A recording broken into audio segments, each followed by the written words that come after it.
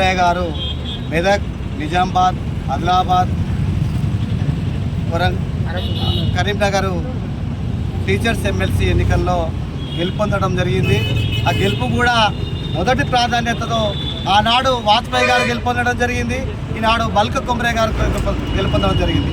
ఈ గెలుపు టీచర్లకు అంకితం చేస్తూ, ప్రతి కార్యకర్తకు అంకితం చేస్తూ ఈనాడు జిల్లా వ్యాప్తంగా ఈనాడు విజయోత్సవ ర్యాలీ చేసుకోవడం జరుగుతుంది. ముఖ్యంగా ఈనాడు టీచర్ల వర్గం ఏదైతుందో మేధావులు ఈనాడు బీజేపీ వైపు ఉన్నారు. సమాజాన్ని తీర్చిదిద్దే మేధావి ఉపాధ్యాయ వర్గం ఏదైతుందో బీజేపీ వైపు ఉన్నారు.